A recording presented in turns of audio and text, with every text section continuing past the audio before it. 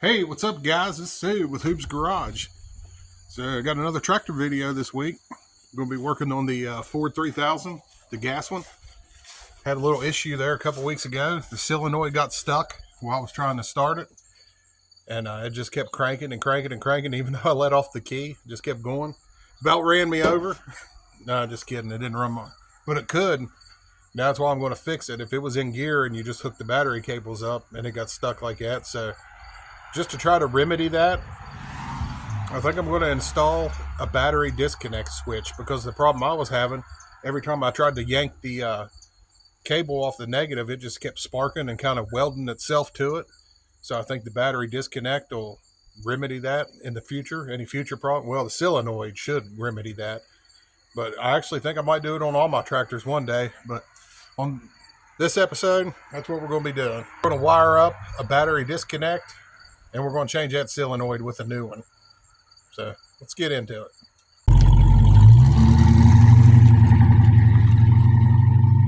So there's our solenoid. That should be a pretty easy fix right there. I'll try to time stamp it in the video in case you want to jump ahead and just see the solenoid and nothing else. And I think I'm actually going to mount my disconnect right up here, because my ground cable comes up to here. I went ahead and bought some new ground cables and stuff. Now this only works because I'm using the smaller battery. If you still had that big battery that it's supposed to have, it would. I guess you could always mount it back here somewhere.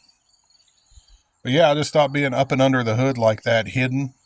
I didn't really want a big ugly disconnect hanging off the side of the tractor here. So I'm gonna go ahead and grab some tools and start tearing this thing apart here. Get this battery out of here. You just have to bear with me on the traffic noise. We are working outside right along the main road here. Get this negative cable off here.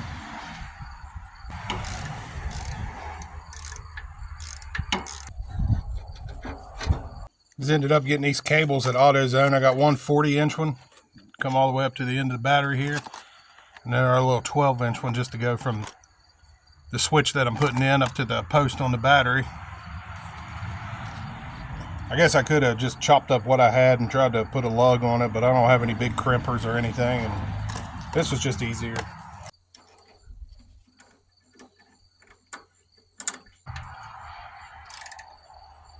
Now we'll get our disconnect switch mounted in there.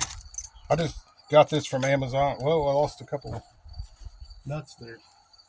It was cheap. I got it from Amazon. Looks pretty cool.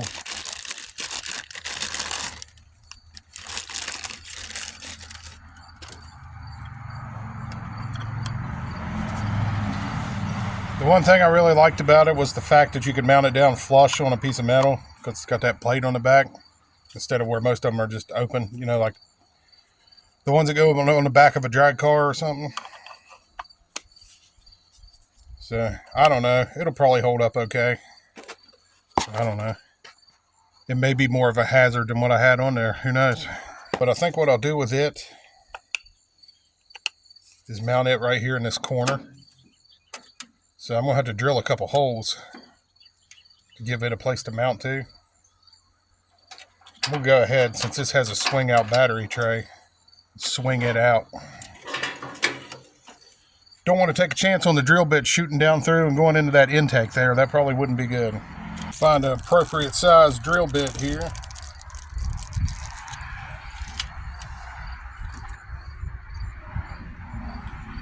Looks like that one will match up pretty good with what we're working in. So I need to mark these holes here somehow. I could just make little marks with it here.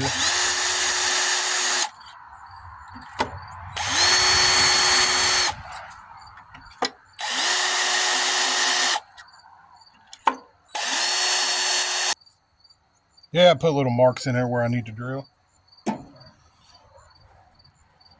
Nothing on the back side.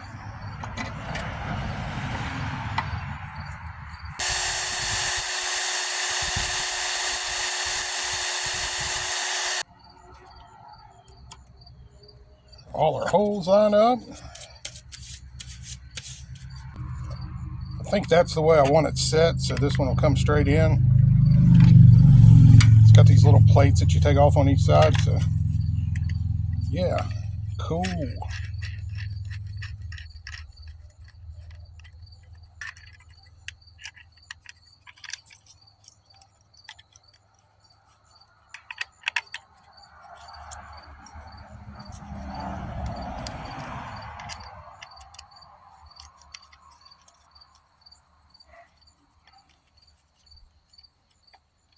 Oh, there's a predicament. Oh, there it goes.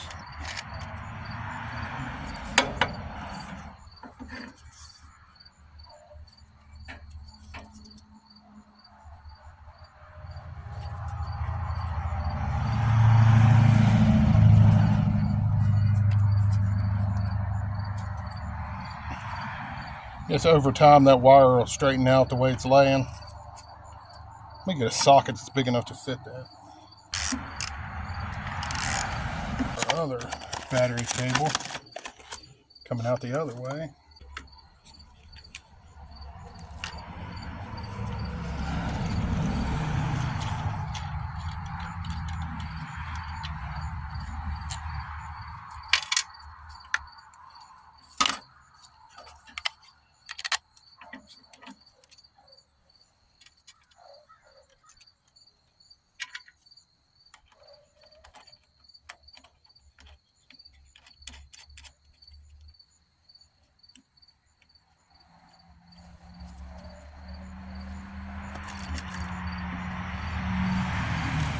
I like the fact that these just slide in and out. You don't have to knock them out. At first I thought you just was going to punch them out.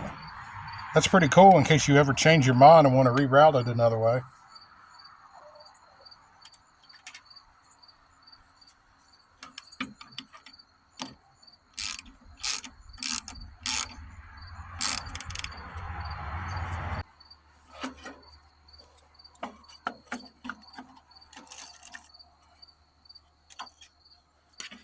So we'll take our plate that goes on the back.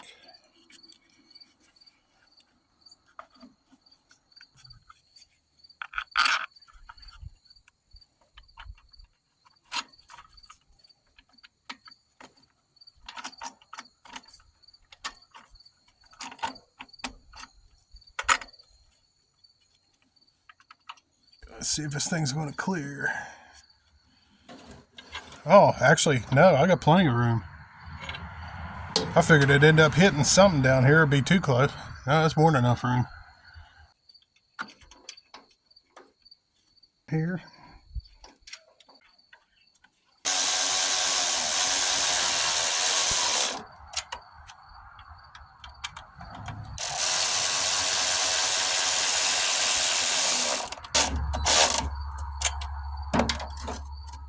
Sweet.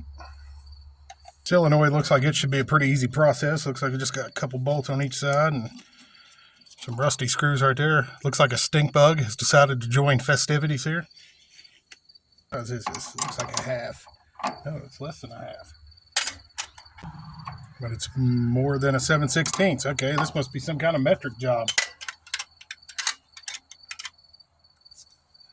It's a problem with these aftermarket Oriental parts.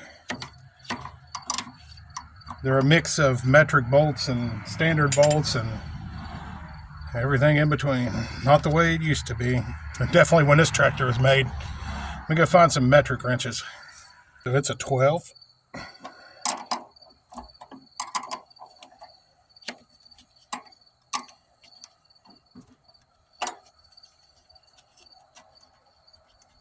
Looks like we got the main hot wire coming in from the battery over here to the left side, plus a little wire that takes off and goes into the tractor on that side. So I imagine that's where the tractor gets its power. And then this is a 4-post solenoid. It's on it, but only one is used, so it must just be the starter or the starter cable. Not the starter cable, but the cable that sends power to it from the ignition switch for starting. That's what it is. Let's get these off here first. Okay, so the ones that hold the tractor to, or hold the solenoid to the tractor itself, they are 7/16. So there we go. We got the big wire going to the starter, the little wire, which I assume would go to the ignition switch somewhere, and then another big wire coming from the battery with an additional wire coming off of it. So that's exactly the way we'll put the new one on. So if you're dealing with a 4-poster like this and it only had a 3-post, all you want to do, you can leave the one empty. You just want to put the wire that comes off onto the one that says the S symbol on it. They have an I and an S. It's a 10 millimeter on top.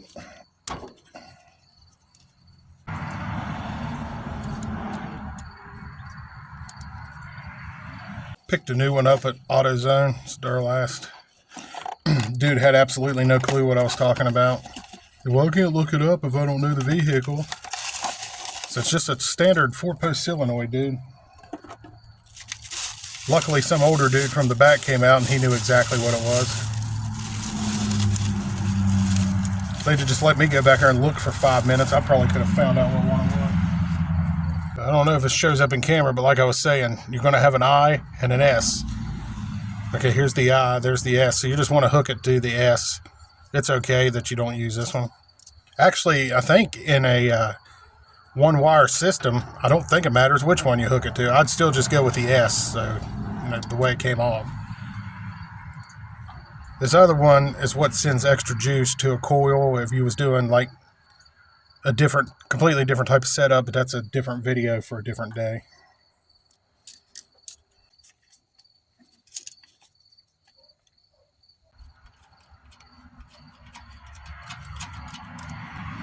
I never realized how hard filming little stuff like this would be until I started YouTube.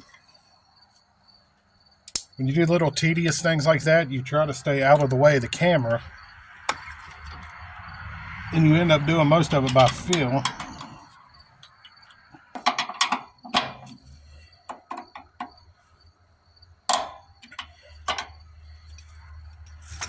There's a little better angle for y'all, not for me working. I gotta watch what I'm doing through the camera. So we'll put the side that goes to our starter over here. And then over here, we got this one wire that comes out. Like I said, that's probably the one that controls all the rest. That's probably how the rest of the tractor gets its electrical power, through that one right there. We'll put our positive from the battery to this side.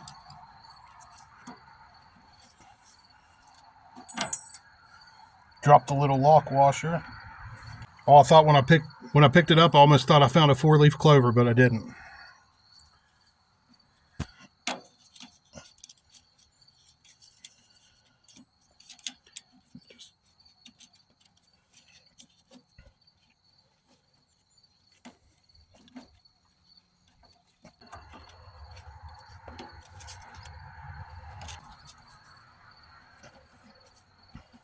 Make sure everything's in neutral before I even hook up the battery.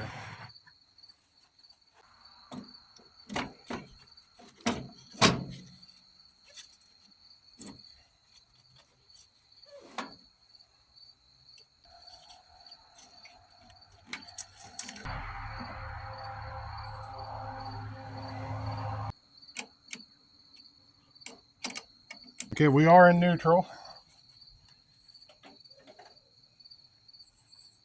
I guess we'll give it a shot and see what happens. It's powered up. No sparks or anything yet. I guess we'll give her a crank and see what happens. I'm not real concerned if it starts right yet. I just want to see if it cranks, and most importantly, stops cranking when I let off the key. Welding gloves on standby in case I have to grab that cord, cable, whatever.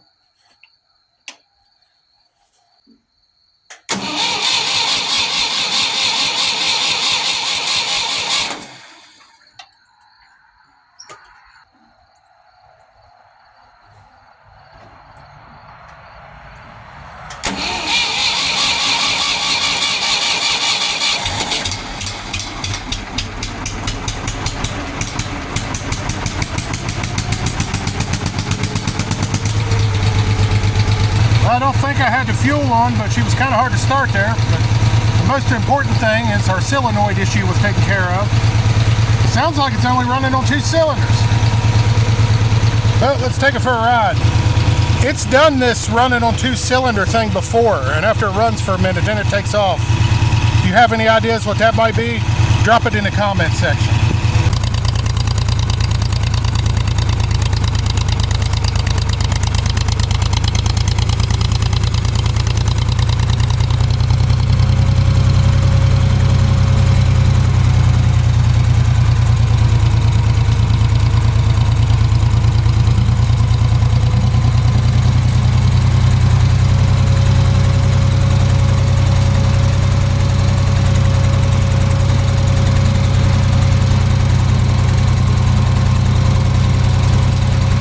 Yeah, it's definitely still running on 2. Usually here in a minute it'll start to take off. I'll let you all hear it. Okay, so here's what it does. After about 5 minutes, you can hear it start trying to fire off on the third one. See if you can hear it there.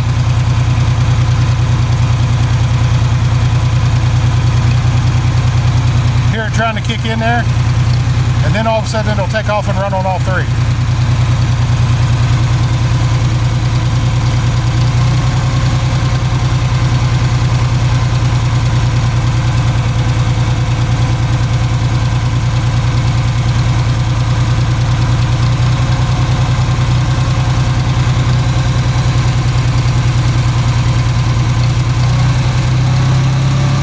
Hear it? There it goes.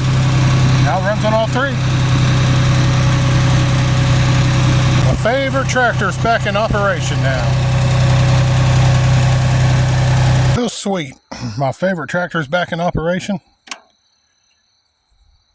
Got a disconnect hooked up. We're good to go. But I really appreciate you all watching. I hope you enjoyed it. I hope you found some of the tips helpful. And if you have any ideas on that running on 2 cylinders situation, I think maybe just a good tune-up might fix that. But, hey, we'll be sure to catch you all in the next one. We'll see y'all.